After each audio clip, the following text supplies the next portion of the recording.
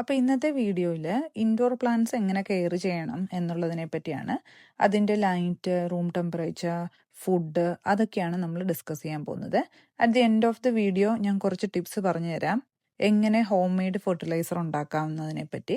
അപ്പോൾ വീഡിയോ മുഴുവനായും കണ്ടിട്ട് അഭിപ്രായം പറയണേ. ന്യൂ ബിഗിനർ ആണ് ഗാർഡനിങ്ങിലെങ്കിൽ, അല്ലെങ്കിൽ നിങ്ങൾക്ക് ഗാർഡനിങ് ഇഷ്ടമാണ് പക്ഷെ സമയമൊന്നുമില്ല എങ്കിൽ ഈ വീഡിയോ തീർച്ചയായും കാണണം. കാരണം ചില ഇൻഡോർ പ്ലാന്റ്സിന് കുറച്ച് കെയർ മതി, ചിലത് കെയർ ചെയ്തില്ലേലും വളരും. അപ്പോൾ അത് നിങ്ങൾക്ക് ഗാർഡനിങ്ങിൽ തുടക്കക്കാരാണെങ്കിൽ കോൺഫിഡൻസ് കൂട്ടാനും കൂടുതൽ പ്ലാന്റ്സ് വാങ്ങിച്ച് കെയർ ചെയ്യാനും ഒക്കെ പറ്റും.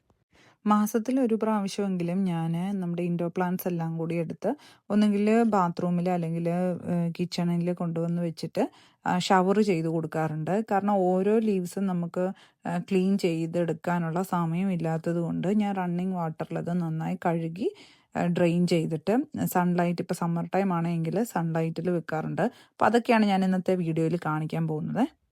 അപ്പം ഇങ്ങനെ ക്ലീൻ ചെയ്യുന്നത് എന്തുകൊണ്ടാണെന്ന് വെച്ചാൽ, ഒന്ന് നമുക്ക് ഈ ലീവ്സിലൊക്കെ ഒരുപാട് പൊടി ഉണ്ടായിരിക്കും. അപ്പോൾ അത് ക്ലീൻ ചെയ്യാൻ വേണ്ടി അത് അങ്ങനെ ക്ലീൻ ചെയ്യുന്നത് കൊണ്ട് നല്ല ഷൈനി ആയിട്ടുള്ള ലീവ്സ് കിട്ടും നമുക്ക്.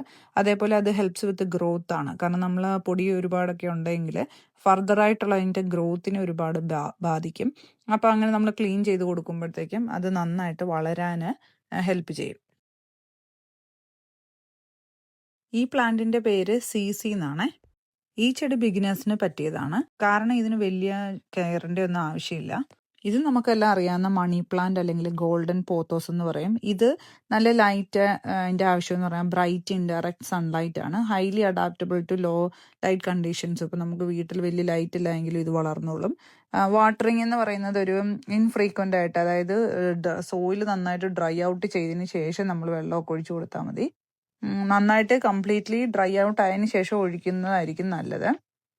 പിന്നെ ഇത് പെറ്റ്സ് ഒക്കെ ഉണ്ടെങ്കിൽ സൂക്ഷിക്കണം. കാരണം ഇത് ഭയങ്കര, ഈ ചെടിയുടെ പേര് ബോൺസായി എന്നാട്ടോ. ഇതും വലിയ കെയറിൻ്റെ ഒന്നും ആവശ്യമില്ല. ജസ്റ്റ് വെള്ളം ഒന്ന് ഒഴിച്ചു കൊടുത്താൽ മതി. സോയിൽ നന്നായിട്ട് ഡ്രൈ ഔട്ട് ആയതിനു ശേഷം മാത്രം വെള്ളം ഒഴിച്ചു കൊടുത്താൽ മതിയാവും. ഇത് പീസ് ലില്ലിയാണ്. പീസ് ലില്ലിക്ക് വേണ്ടത് വാം ആയിട്ടുള്ള ഹ്യൂമിഡ് റൂംസ് വിത്ത് ബ്രൈറ്റ് അല്ലെങ്കിൽ ഇൻഡയറക്റ്റ് സൺലൈറ്റ്, കൺസിസ്റ്റൻ്റ് ആയിട്ട് സോയിൽ എപ്പോഴും കുറച്ച് മോയിസ്റ്റ് ഉണ്ടായിരിക്കണം. ഡയറക്റ്റ് സൺലൈറ്റ് ഒഴിവാക്കണം ലില്ലിക്ക്. പീസ് ലില്ലി ഭയങ്കര ഡ്രാമ ക്വീനാന്ന് പറയും. കാരണം എന്താണെന്ന് വെച്ചാൽ വെള്ളം കുടിക്കേണ്ട സമയമാകുമ്പോഴത്തേക്കും അതിൻ്റെ ഇലയൊക്കെ ഡ്രൂപ്പിംഗ് എഫക്റ്റ് കൊടുക്കും. ഇപ്പോൾ ചില എൻ്റെ ഇലകളൊക്കെ താന്ന് കിടപ്പുണ്ട്. അതെന്തുകൊണ്ടാണെന്ന് വെച്ചാൽ അതിൻ്റെ കറക്റ്റ് ടൈം ആയിട്ടുണ്ട് വെള്ളത്തിൻ്റെ. ഇപ്പോൾ നമ്മൾ വെള്ളം ഒഴിച്ചു കൊടുത്ത് നന്നായിട്ട് വാട്ടറിങ് ചെയ്ത് കഴിയുമ്പോഴത്തേക്കും പിറ്റേ ദിവസം അല്ലെങ്കിൽ കുറച്ച് മണിക്കൂറുകൾ കഴിഞ്ഞ് നോക്കുമ്പോൾ നന്നായിട്ട് ഇലയൊക്കെ ഇങ്ങനെ പൊങ്ങി നിൽക്കുന്നത് കാണാം. പിന്നെ ഇതിൻ്റെ ഫീഡിങ് പറയുന്നത് 6 to 8 വീക്കിലാണ്. നമ്മൾ വിൻ്റർ ടൈമിൽ ചെടികൾക്ക് ഫീഡ് ചെയ്യേണ്ട കാര്യമില്ല. പിന്നെ ഒരു കാര്യം പ്രത്യേകം ശ്രദ്ധിക്കേണ്ടത്, ഇതിനൊക്കെ ഡ്രെയിനേജ് ഹോൾ ഉണ്ട് എൻ്റെ എല്ലാ ചെടികളുടെ പോട്ടിനും. അപ്പം ഞാൻ ഓരോന്നും നനച്ചു കഴിഞ്ഞേച്ച് അത് നന്നായിട്ട് ഡ്രെയിൻ ചെയ്തു എന്ന് ഉറപ്പ് വരുത്തിയതിന് ശേഷം മാത്രമാണ് ഞാനെടുത്ത് മാറ്റി വെക്കുന്നത്. ഇതെൻ്റെ ചൈനീസ് മണി പ്ലാന്റ് ആണ്. ചെടിയുടെ പ്രത്യേകത എന്താണെന്ന് വെച്ചാൽ ഇതിന് കോയിൻ ഷേപ്ഡ്, കോയിൻ്റെ ആകൃതിയാണ് ഇതിൻ്റെ ഇലകൾക്ക്. പിന്നെ ലോങ് സ്റ്റെമ്മാണ്. ഭയങ്കര ഭംഗിയാണ് ഇത് കാണാൻ.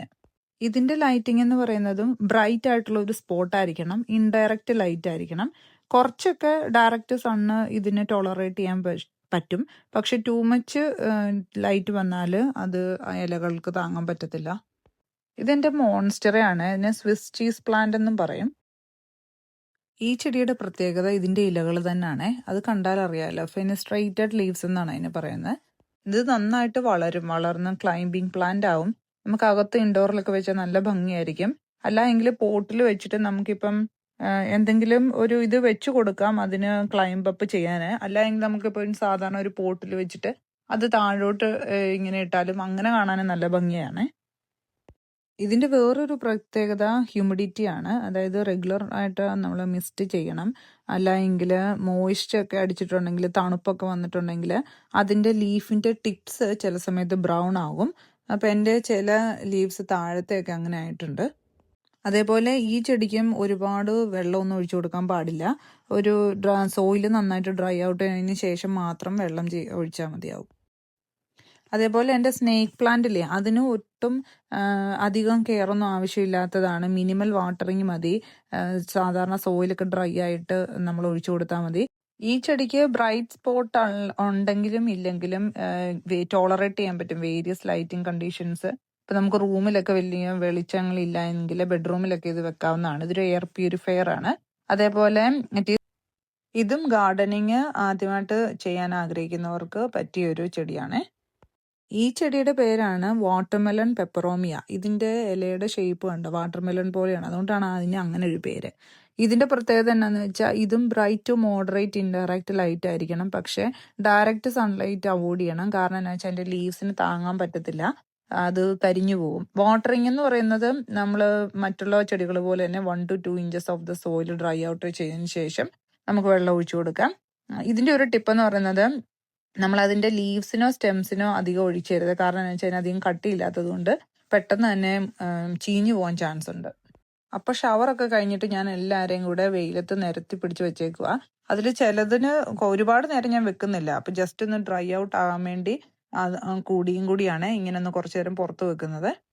ഈ സമയത്ത് തന്നെ ഞാനൊരു പ്ലാൻ ഫുഡും കൊടുക്കുന്നുണ്ടായിരുന്നു. പക്ഷെ അതിന്റെ വീഡിയോ ഞാൻ എഡിറ്റ് ചെയ്തപ്പം കട്ടായിപ്പോയി.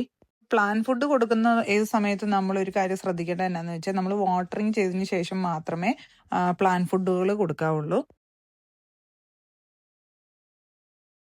പിന്നെ പ്ലാൻ ഫെർട്ടിലൈസർ യൂസ് ചെയ്യുമ്പോൾ ശ്രദ്ധിക്കേണ്ട ഒരു കാര്യം എന്താണെന്ന് വെച്ചാൽ നമ്മളൊരു വൺസ് എ മന്ത് സ്പ്രിങ്ങിൻ്റെയും സമ്മറിൻ്റെയും ടൈമിൽ മാത്രം നമ്മൾ half strength liquid fertiliser use ചെയ്യുക. വിൻ്ററിൻ്റെ ടൈമിൽ നമ്മൾ ഫെർട്ടിലൈസർ യൂസ് ചെയ്യേണ്ട കാര്യമേ ഇല്ല.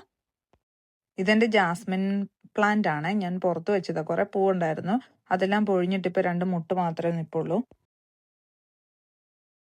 പിന്നെ ശ്രദ്ധിക്കേണ്ട ഒരു കാര്യമാണ് കേട്ടോ, കറക്റ്റ് റീപോർട്ടിംഗ് എന്ന് പറയുന്നത്. അതായത് ഇപ്പം നമ്മൾ ചെടികൾ കൊണ്ടുവച്ചിട്ട് ഒരു 3 to 6 month to 12 months നമ്മളത് റീപോർട്ട് ചെയ്യണം.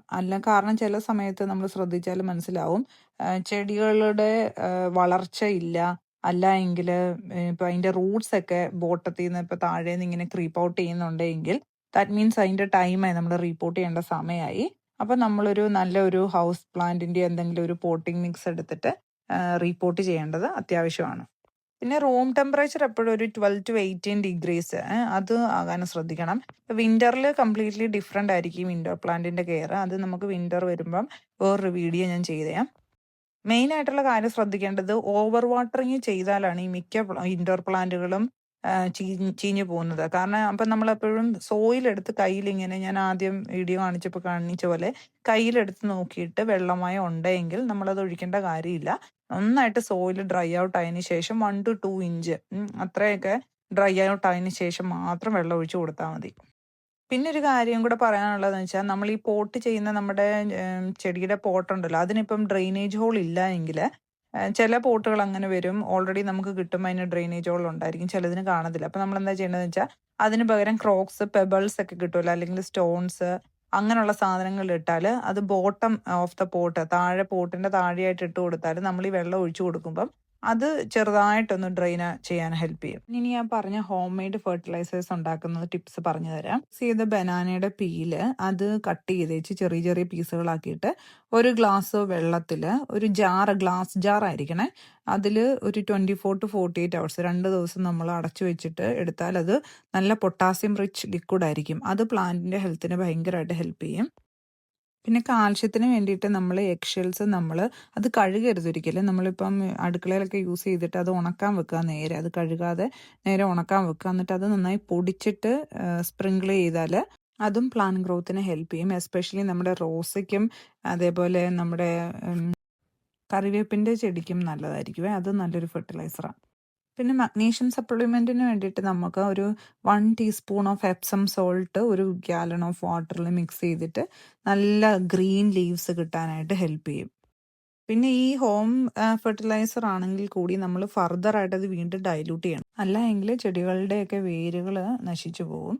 അപ്പം ഞാൻ പറഞ്ഞ ടിപ്സ് ഒക്കെ ചെയ്ത് നോക്കിയിട്ടൊന്ന് നോക്കണേ, പ്ലാന്റിൻ്റെ ഗ്രോത്തിന് അത് ഹെൽപ്പ് ചെയ്യുന്നുണ്ടോ എന്ന്. അപ്പോൾ വീഡിയോ ഇഷ്ടമായെങ്കിൽ എല്ലാവരും പ്ലീസ് ലൈക്ക് ആൻഡ് സബ്സ്ക്രൈബ്. അപ്പോൾ വേറൊരു വീഡിയോയിൽ കാണാം.